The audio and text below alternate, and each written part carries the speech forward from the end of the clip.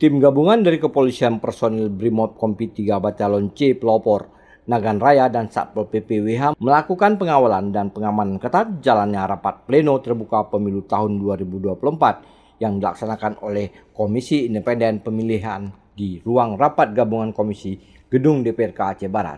Sebanyak 150 personil gabungan dari Kepolisian Brimob dan Satpol PP disiagakan, ditempatkan di berbagai lokasi seperti di pintu gerbang, area pintu masuk dan lobi aula, area gedung DPRK dan di persimpangan bundaran pelor depan gedung DPRK guna mengamankan jalannya proses pleno pemilu yang dilaksanakan oleh KIP. Selain itu, setiap tamu yang datang dilarang membawa barang terlarang dan juga melakukan pemeriksaan baik menggunakan alat pendeteksi dan juga secara manual guna menghindari hal yang tidak diinginkan. Sementara undangan untuk menghadiri acara pleno hanya dibatasi sebanyak 100 orang, yakni unsur Forkopimda, KIP, Bawaslu, PPK, Panwascam, dan saksi dari partai politik peserta pemilu. Sedangkan warga juga bisa menyaksikan proses pleno melalui link YouTube KIP Aceh Barat.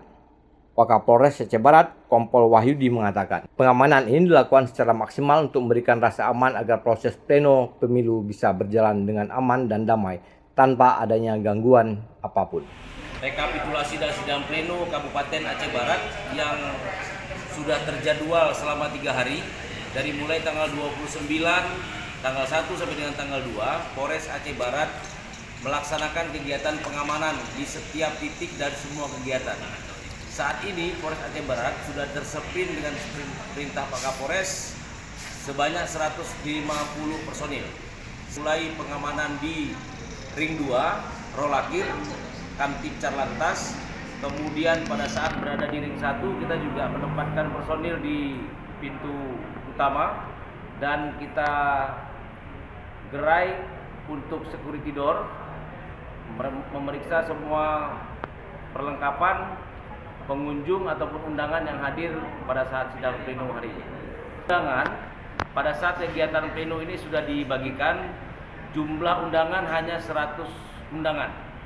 Yang terbanyak itu dari semua PPK dan partai. KIP Aceh Barat sudah memberikan link YouTube secara live untuk masyarakat luas bisa menonton dan melihat situasi jalannya sidang pleno.